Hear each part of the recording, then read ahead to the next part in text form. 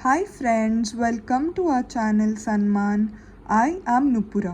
Friends, आज के video में हम देखने वाले हैं 2014 का यूपीएससी सीएससी प्रीलिम्स पेपर का सेट ए और जानने वाले हैं दो चीज़ें। पहली चीज़ ये है कि हम इस क्वेश्चन पेपर से सारे कीवर्ड्स नोट डाउन करेंगे या अंडरस्टैंड करेंगे, और दूसरी चीज़ ये देखेंगे कि क्या ऐसे क्वेश्चंस को हम आंसर कर सकते हैं जिनके बारे में हमें उतनी जानकारी नहीं है। तो उसके लिए टिप्स और ट्रिक्स देखेंगे फ्रेंड्स, ठीक है।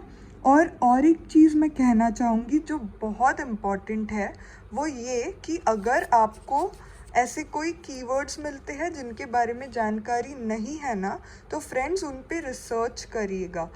सपोज़ किसी कीवर्ड पे आपको ज़ीरो नॉलेज है या बहुत कम नॉलेज है, उसे फट से गूगल कर लीजिएगा। फ्रेंड्स, रिसर्च हमें बहुत हेल्प करता है, तो इसीलिए आपको जो नहीं आता उस पर रिसर्च करिए, ठीक है फ्रेंड्स। चलो आगे बढ़ते हैं और मैं आपको दो चीज़ें कहना चाहूँगी। पहली चीज़ ये कि हमने कुछ वीडियोस ऑलरेडी बना रखे हैं यूपीएससी के लिए कि रिसोर्सेस क्या फॉलो करने हैं, सक्सेस मंत्रा टू यूपीएससी क्या है, और सबसे इम्पॉर्टेंट इज़ हमारा टास्क, हमारा मेडिटेशन टास्क या विजुअलाइजेशन टास्क, जो बहुत ज़रूरी है हर यूपीएससी एस्पिरेंट के लिए। तो ये विजुअलाइजेशन टास्क और बाकी सारी वीडियोस आपको आई बटन में दे दिए जाएंगे। आप विजुअलाइजेशन टास्क ज़रूर परफॉर्म करिएगा, क्योंकि यही टास्क हमें एग्ज़ाम के लिए अच्छे से प्रिपेयर करने में हेल्प करता है, हमें पॉजिटिव रहने में हेल्प करता है। तो इसीलिए आप ये विजुअलाइजेशन टास्क ज़रूर परफॉर्म करिएगा, हर रोज़ करिएगा, ठीक है फ्रेंड्स। तो मैं अज्यूम करती हूँ आपने विजुअलाइजेशन टास्क परफॉर्म कर लिया है। तो हम देखते हैं कीवर्ड्स क्या है।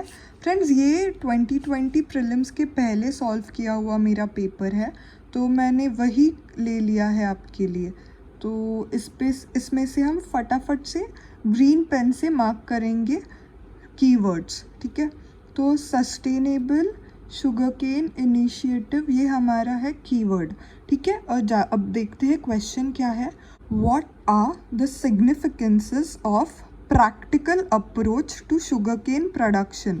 फ्रेंड्स, ये प्रैक्टिकल वर्ड बहुत इम्पॉर्टेंट है क्वेश्चन को जानने के लिए। Known as sustainable sugarcane initiative, दूसरा है सस्टेनेबल। हमारा इसमें कीवर्ड एक ही है, सस्टेनेबल शुगरकेन इनिशिएटिव, ये हमारा कीवर्ड है। और हमारे लिए बाकी जो आंसर पे पहुंचने के लिए इम्पॉर्टेंट वर्ड्स है वो है प्रैक्टिकल और सस्टेनेबल, ठीक है, और सिग्निफिकेंसेस। तो ऑप्शंस देखते हैं क्या है। Seed cost is very low in this compared to the conventional method of cultivation. तो फ्रेंड्स, ये ट्रू हो सकता है, ठीक है। Drip irrigation can be practised very effectively in this, ये भी ट्रू हो सकता है, और ये ड्रिप इरिगेशन हमारा और एक कीवर्ड है, ठीक है friends. There is no application of chemical और inorganic fertilisers at all in this. तो फ्रेंड्स, ये क्वेश्चन पढ़ के ही हम बोल सकते हैं कि ये डेफिनेटली फॉल्स है, क्योंकि यहाँ पे कहीं पे भी ऑर्गेनिक शुगरकेन प्रोडक्शन नहीं बोला है, यहाँ पे बोला है प्रैक्टिकल और सस्टेनेबल। तो ऐसा हो ही नहीं सकता कि केमिकल या इनऑर्गेनिक फर्टिलाइजर्स का इस्तेमाल नहीं होगा, कुछ तो उनका इस्तेमाल किया जाएगा, इसीलिए ये डेफिनेटली फॉल्स होता है। तो आप यहाँ ऑप्शंस पे आइए और देखिएगा कि 3 ऑप्शन कहाँ कहाँ दिया गया है। तो जहाँ पे भी 3 ऑप्शन रहेगा ना फ्रेंड्स, उसे सीधा आप एलिमिनेट कर दीजिएगा, तो आप अपने राइट आंसर पे पहुँच जाते हो। अब देखते हैं हमारा second question. If a wetland of international importance is bought under the Montreux record, what does it imply. तो फ्रेंड्स, यहाँ पे कीवर्ड है वेटलैंड और मॉन्ट्रिक्स रिकॉर्ड। ठीक है, ये दो हमारे कीवर्ड्स हुए फ्रेंड्स। ये क्वेश्चन ना बहुत इजी है और बहुत डायरेक्ट है। आपने स्टैटिक पढ़ा होगा तो आप इसको आसानी से आंसर कर सकते हो। ठीक है, तो इसका आंसर ए है। Changes in ecological character have occurred, are occurring or are likely to occur in the wetland as a result of human interference. अब हम आते हैं थर्ड क्वेश्चन पे। Which one of the following pairs of islands is separated from each other by 10 degree channel। Friends ये 10 degree channel हमारा keyword है। ठीक है, और ये मैप बेस्ड क्वेश्चन है, तो आपको इसके बारे में जानकारी होना ज़रूरी है। इसका आंसर है अंडमान एंड निकोबार। अब हम आते हैं हमारे फोर्थ क्वेश्चन के तरफ। यहाँ पे दिया है प्रोग्राम या प्रोजेक्ट और उसके सामने दी हुई है मिनिस्ट्री, और हमें करेक्ट कौन सा पेयर है ये जानना है। तो drought prone area programme, ministry of agriculture, तो ये हो सकता है। ठीक है, desert development programme, ministry of environment and forests, ये भी हो सकता है। अगर if you don't know the right answer तो हमें लगता है कि ये दो पॉसिबल है, पर अगर आप थर्ड प्रोजेक्ट देखोगे ना, national watershed development project for rainfed areas, तो फ्रेंड्स रेनफेड पढ़ के ही हमें समझना चाहिए कि ये एग्रीकल्चर रिलेटेड है, तो मिनिस्ट्री ऑफ एग्रीकल्चर के अंडर आना चाहिए। तो इसीलिए आप सेफली 3 को एलिमिनेट कर सकते हो, और ऑप्शंस में भी जहाँ जहाँ आपको 3 दिखेगा उसको एलिमिनेट कर दो। ठीक है, तो आपके पास अब 2 ही ऑप्शंस बचते हैं, ए और डी। इसमें से या तो ए सही हो सकता है या डी। तो अब ऐसे होता है ना, आपको थोड़ा रिस्क लेना पड़ेगा। तो या तो आप ए मार्क करके आ सकते हो या डी। तो फ्रेंड्स इस क्वेश्चन में आपको या तो कैलकुलेटेड रिस्क लेना पड़ेगा और ए या डी में से एक आंसर मार्क करना होगा, या फिर आप इसे छोड़ भी सकते हो, चॉइस आपकी है। पर फ्रेंड्स यहाँ पे और एक लॉजिक भी लग सकता है, जैसे कि ये रेनफेड एरियाज़ वाला अगर मिनिस्ट्री ऑफ एग्रीकल्चर के अंडर आता हो तो हम ऐसे अज्यूम कर सकते हैं कि 3 का आंसर ये है और 1 का आंसर ये हो सकता है। ऐसे अज्यूम करके हम सेफली 3 और 1 को एलिमिनेट कर सकते हैं। तो 1 यहाँ से भी आउट हो जाता है और आंसर नन है। तो ऐसे करके भी आप पहुँच सकते हो राइट आंसर पे, पर ये मतलब प्रेशर के बिना अंडरस्टैंड करना इजी हो जाता है। प्रेशर में तो हमें नहीं समझ में आता। तो इफ़ सच क्वेश्चंस में if you can take calculated risk तो ले लेना, 50-50 चांसेस है, अच्छे चांसेस है राइट आंसर आने के फ्रेंड्स। और इसमें ना ये सारे मिनिस्ट्रीज़ हमारे कीवर्ड्स है। मिनिस्ट्री ऑफ एग्रीकल्चर कीवर्ड है, ministry of environment and forest keyword है, ministry of rural development keyword है। सिमिलरली ये भी सारे प्रोजेक्ट्स और प्रोग्राम्स कीवर्ड्स है। ठीक है फ्रेंड्स, अब हम आते हैं हमारे 5th क्वेश्चन के तरफ, जो है बॉम्बे नेचुरल हिस्ट्री सोसाइटी पे बेस्ड, और ये होता है हमारा कीवर्ड फ्रेंड्स। ठीक है, तो पहला स्टेटमेंट है, it is an autonomous organisation under ministry of environment and forests. Friends आप ये देख के अगर कैच कर पाओ ना तो हेल्प होगा, क्योंकि ये एनजीओ है, एनजीओ नॉन प्रॉफिट ऑर्गेनाइजेशन।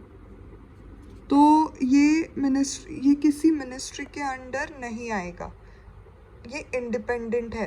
तो ये अगर आप कैच कर पाओ तो आप ये यहीं पे एलिमिनेट करते हो स्टेटमेंट, और आपके ऑप्शंस में से भी 1 ए और डी एलिमिनेट हो जाता है, तो बचता है बी और सी। सो इट मीन्स कि 2 इज़ डेफिनेटली ट्रू, तो हमें ये पढ़ने की भी ज़रूरत नहीं है, this will save our time. ठीक है, अब सिर्फ थर्ड पढ़ के देखना है कि क्या ये ट्रू है या नहीं। So third is it organises and conducts nature trails and camps for general public. तो ये पढ़ के ना फ्रेंड्स आपको समझेगा कि ये फॉल्स जैसा तो नहीं लग रहा है, तो ये ट्रू है, मतलब प्रिटी गुड चांसेस कि ये ट्रू है। तो आप आंसर गेस कर सकते हो कि सी है और राइट आंसर हमारा सी ही होगा। ठीक है फ्रेंड्स, ये पढ़ के आपको समझना है, पढ़ के आपको थोड़ा सा कुछ गड़बड़ सा लग सकता है, तो पढ़ के अगर आपको लग रहा है कि कोई गड़बड़ नहीं है तो दिस मीन्स कि दिस इज़ ट्रू। ठीक है, तो राइट आंसर होता है सी। अब हम आते हैं हमारे 6th क्वेश्चन की तरफ, जो है about global environment facility GEF, और ये फ्रेंड्स हमारा कीवर्ड है। ठीक है, ये पूछ रहा है कि उससे रिलेटेड कौन सा स्टेटमेंट सही है। It serves as financial mechanism for convention on biological diversity and UNFCCC। तो फ्रेंड्स ये सही स्टेटमेंट है। अब देखते हैं क्या बी भी सही स्टेटमेंट है, क्योंकि यहाँ डी में लिखा है both A and B. B statement says it undertakes scientific research on environmental issues at global level. तो फ्रेंड्स ये आप अगर देखोगे ना तो फाइनेंशियल मैकेनिज्म और रिसर्च थोड़ा मतलब एक दूसरे के साथ जा नहीं रहा, तो इसीलिए आप इसे एलिमिनेट कर सकते हो। तो सी तो डेफिनेटली रॉन्ग ही है, तो इसीलिए आंसर हमारा सिर्फ ए है। और आप अपने स्टैटिक भी अच्छे से पढ़ा होगा तो भी आपको ये पॉइंट कंफर्म पता होगा कि ये सही नहीं है। फ्रेंड्स यहाँ पे कन्वेंशन ऑन बायोलॉजिकल डाइवर्सिटी ये भी एक कीवर्ड है हमारा, और UNFCCC भी एक कीवर्ड है हमारा फ्रेंड्स, और OECD भी एक कीवर्ड है हमारा। ठीक है, चलो आगे बढ़ते हैं 7th क्वेश्चन के तरफ। With reference to technologies for solar power production, consider the following statements. Friends solar power ये हमारा कीवर्ड है, और ये फोटोवोल्टिक्स भी हमारा कीवर्ड है। So photovoltaics is a technology that generates electricity by direct conversion of light into electricity। तो ये सही बात है, ये हमें इतना तो बेसिक पता रहता है। और सोलर थर्मल, तो फ्रेंड्स ये थर्मल वर्ड सुनते ही हम समझ सकते हैं कि इट इज़ मतलब हीट वर्ड आएगा आगे। तो solar thermal is a technology that utilises the sun's rays to generate heat which is further used in electricity generation process. तो ये स्टेटमेंट सही है। फ्रेंड्स अभी ना ये थर्ड स्टेटमेंट देखना, तो 1 इज़ ट्रू, मतलब ए या सी में आंसर होगा। अब देखना थर्ड स्टेटमेंट, अगर आपको सेकंड के बारे में इतनी जानकारी नहीं हो ना तो थर्ड पढ़ना। India has manufacturing base for solar thermal technology but not for photovoltaics. तो ये पढ़ के ही हमें थोड़ा गड़बड़ लगता है कि ऐसे कैसे हो सकता है, मतलब ज़ीरो फॉर फोटोवोल्टिक्स ऐसे तो नहीं हो सकता ना, तो इसीलिए हम इसे सेफली एलिमिनेट कर सकते हैं। और आप देखोगे तो ऑप्शन में भी सी और बी ये एलिमिनेट हो जाएगा क्योंकि यहाँ 3 है, तो आंसर हमारा मिलेगा हमें A1 ओनली। इट मीन्स कि 2 भी गलत स्टेटमेंट है। ठीक है फ्रेंड्स, ऐसे आपको ये स्टेटमेंट आपको हेल्प करेगा कि आपको अगर ज़्यादा नॉलेज ना भी हो तो भी आप कैसे एलिमिनेट करके राइट आंसर पे पहुंच सकते हो। और 1 तो सही है, ये आपको पढ़ के ही समझ जाता है। ठीक है, तो इस हिसाब से आंसर इज़ A1 ओनली। अब हम आगे बढ़ते हैं 8th क्वेश्चन की तरफ। ये बहुत इजी क्वेश्चन है फ्रेंड्स, और यहाँ पे कीवर्ड है क्लासिकल लैंग्वेज, ये हमारा कीवर्ड हो जाता है। ठीक है, तो पूछा है कि इनमें से कौन से क्लासिकल लैंग्वेजेस है। तो फ्रेंड्स हमें पता है कि 6 क्लासिकल लैंग्वेजेस है और गुजराती एक क्लासिकल लैंग्वेज नहीं है, तो कन्नड़ा और तेलुगु है। तो इस हिसाब से आंसर होता है सी। ये इजी क्वेश्चन था फ्रेंड्स, ये बेसिक नॉलेज आपको उतना होता ही है। ठीक है, आगे बढ़ते हैं 9th क्वेश्चन के तरफ। Consider the following pairs.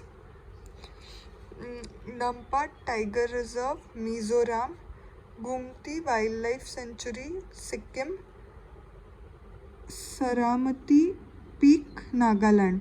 तो फ्रेंड्स ये तो मुझे जब सॉल्व किया था तब आंसर नहीं पता था, तो मैंने छोड़ दिया था, पर यहाँ पे फिर रिसर्च करके मैंने लिखा है कि डम्पा मिज़ोरम में आता है, सरामती नागालैंड में आती है और गोमती आता है त्रिपुरा में।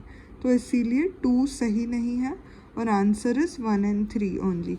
तो ये तो आप जब मैप देखोगे ना टाइगर रिजर्व का और वाइल्ड लाइफ सेंचुरीज़ का, तो आपको पता चलेगा। ये आपके लिए, आपको इसके लिए मैप देखना पड़ेगा या फिर करंट अफेयर्स फॉलो करने होंगे। तो अगर कोई भी टाइगर रिजर्व या वाइल्ड लाइफ सेंचुरी न्यूज़ में होगा तो उसके बारे में आपको पता रहना ज़रूरी है।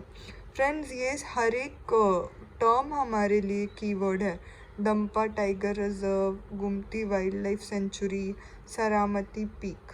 ठीक है फ्रेंड्स, चलो आगे बढ़ते हैं 10th क्वेश्चन के तरफ। With reference to conservation organization called Wetlands International, which of the following statements is correct? It is an intergovernmental organization formed by countries which are signatory to Ramsar Convention. Friends यहाँ पे keyword है wetlands international.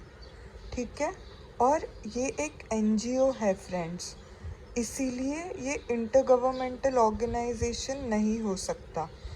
और दूसरा keyword Ramsar convention है friends, यहाँ पे ये भी एक कीवर्ड है हमारे लिए। ठीक है फ्रेंड्स, तो फर्स्ट स्टेटमेंट फॉल्स हो जाता है